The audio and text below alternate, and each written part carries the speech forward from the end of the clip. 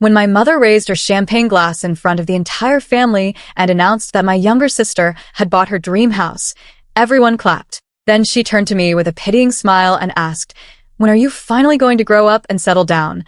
Or are you planning to stay lost forever?" My sister smirked, expecting me to look away in shame like I used to. But this time I didn't flinch. I quietly placed a velvet folder on the dining table, slid it toward my mother, and said, "I already settled down. I just didn't invite the people who spent a decade wishing for my failure." The room went dead silent as my mom opened the deed to a multi-million-dollar estate she didn't even know existed. My name is Sophie, and I'm 34 years old. For as long as I can remember, my family had a very strict, unspoken hierarchy. At the very top sat my younger sister, Vanessa. She was 4 years younger than me, but in my mother's eyes, she walked on water. Vanessa did everything right according to our mother's outdated playbook. She went to a prestigious college, got a safe corporate job, married a man from a respectable family, and followed every single rule laid out for her. Then there was me. I was the family's resident black sheep. When I dropped out of my conventional career path in my mid-20s to launch my own business, my mother treated it like a personal insult. To her, security was everything, and taking risks was a sign of foolishness. Every family dinner, every holiday gathering, turned into a lecture about my instability. While Vanessa was praised for every minor milestone, my achievements were constantly minimized or outright ignored. Eventually, I got tired of feeling like an outsider in my own family. I quietly backed away, throwing all my energy into my work and keeping my personal life completely private. For 2 whole years, I barely spoke to them. But when my mother called me a few weeks ago, insisting, almost demanding, that I attend Christmas dinner at her house to celebrate a huge family milestone, I hesitated. A part of me knew it was a trap, but another part of me knew it was finally time to set the record straight once and for all. The moment I stepped across the threshold of my mother's lavishly decorated home, the familiar heavy tension wrapped around my chest like a tight coil. The air was thick with the scent of pine, roasting turkey, and fresh cinnamon, but behind the festive warmth was an atmosphere icy enough to freeze water. My mother greeted me with a brief, cold embrace that felt more like an inspection than a hug. Her eyes swept over my tailored, minimalist coat and simple jewelry with an expression that fell somewhere between pity and disappointment. "You made it," she said, her tone implying that my presence was an afterthought. "Try not to make things awkward tonight, Sophie. This evening is about your sister." Inside, the living room was filled with relatives, aunts, uncles, and cousins, all hovering around Vanessa. My sister held court on the plush sofa, glowing under the attention as she passed around a framed photo of a massive, newly constructed suburban home. "It's 4 bedrooms, 3 baths, with a wraparound porch," Vanessa announced loudly, flashing her sparkling engagement ring as she took a slow sip of wine. "We just closed on it last week. It took every bit of our savings, but we finally have our dream home." The room erupted into cheers and congratulations. My mother wiped away a dramatic tear, beaming with pride as she clinked her glass to command the room's attention. "To Vanessa and Mark," she toasted, her voice booming. "A daughter who actually listens, works hard, and builds a real life." Then, her eyes slid toward me, the pride instantly morphing into a smug, cruel sneer. "If only everyone in this family understood the value of settling down," she added loudly. "When are you finally going to grow up, Sophie? Or are you planning to stay lost forever?" What my mother and sister didn't realize was that while they were busy pitying me, I was living an entirely different reality. When I walked away from the traditional corporate ladder 8 years ago, it wasn't out of failure, it was out of ambition.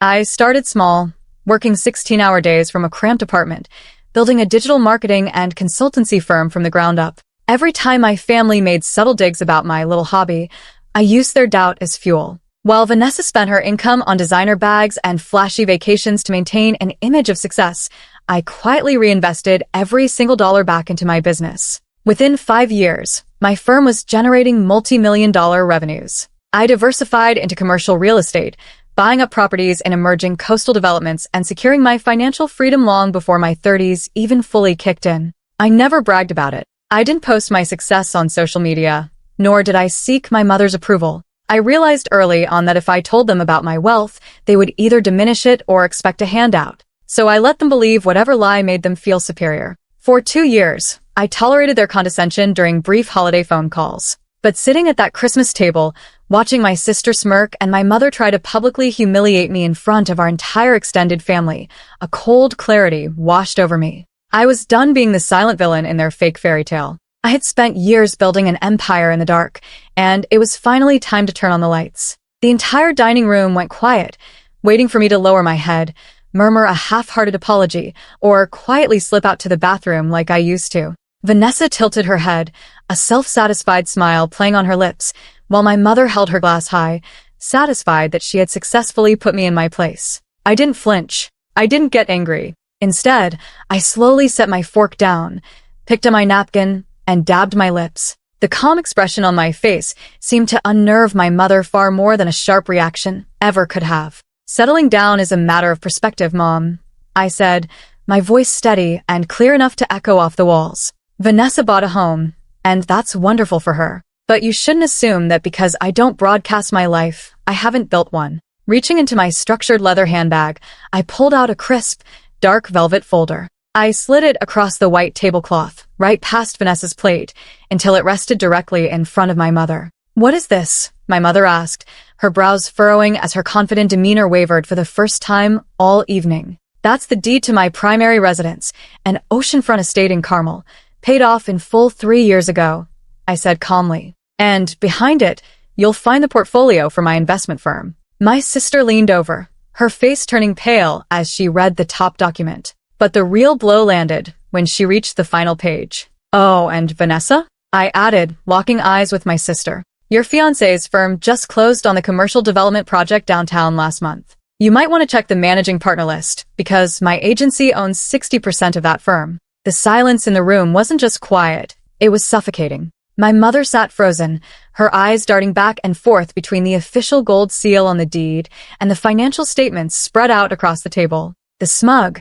condescending sneer she had worn all evening completely vanished, replaced by an expression of utter disbelief. Vanessa's face lost every bit of its color. Her jaw hung open as she stared at the documents, her fingers trembling slightly against the edge of the table. The sister who had spent the last hour glowing under the spotlight was now looking at me as if I were a complete stranger. Mark, her fiancé, sat rigid in his chair, quietly swallowing hard, knowing better than to say a single word. Then, predictably, the shift happened. My mother cleared her throat, her mind rapidly trying to recalculate the narrative. The woman who had just publicly humiliated me moments ago suddenly forced a tight, artificial smile onto her face. "Well, Sophie," she stammered, her voice lacking its usual boisterous authority. "You always were so secretive. Why didn't you tell us? A mother deserves to know when her child is doing well. We could have been celebrating this together as a family." "Celebrating?" I asked, raising an eyebrow. "Or trying to claim credit for something you spent a decade telling me I would fail at?" Before she could answer, Vanessa snapped, her voice cracking with anger and embarrassment. "You did this on purpose. You came here just to make a scene and make my house look small." "No, Vanessa," I replied softly, looking her dead in the eye. "I came here to eat dinner. You and Mom were the ones who decided to turn my life into a punchline." My mother's face flushed red, but within seconds, her eyes narrowed with a new, calculated intensity. "Now, Sophie, let's be reasonable," she said, leaning in and lowering her voice into a conspiratorial whisper. "You have all this wealth and your sister is just starting out. The interest rates on Vanessa's mortgage are terrible. As a family, we should help each other. You could easily cover a portion of her down payment or invest in her property." I almost laughed at the sheer audacity. The woman who had spent years treating me like a second-class citizen now expected me to bankroll the very child she used to mock me. "I don't owe Vanessa a single cent," I said, my voice cold and unwavering. "And I certainly don't owe this family my hard-earned money." I reached across the table, gathered my documents, and neatly packed them back into my handbag. I stood up, smoothing my coat, while the entire table watched me in stunned silence. "Thank you for the meal, Mom," I said smoothly. It was as memorable as always. Without waiting for another word, I turned and walked out the front door into the crisp, cool night air. Behind me, I could hear my mother calling my name and Vanessa raising her voice in frustration, but I didn't slow down. By the time I reached my car, my phone was already buzzing incessantly with text messages, demands, apologies, and frantic requests for money. I didn't open a single one. I simply pulled out onto the main road, connected my phone to Bluetooth, and blocked every single one of their numbers. Driving back along the coastal highway toward Carmel, a wave of profound peace settled over me. For years,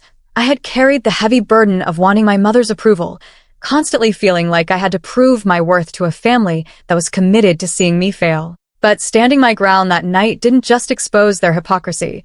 It completely freed me from their hold.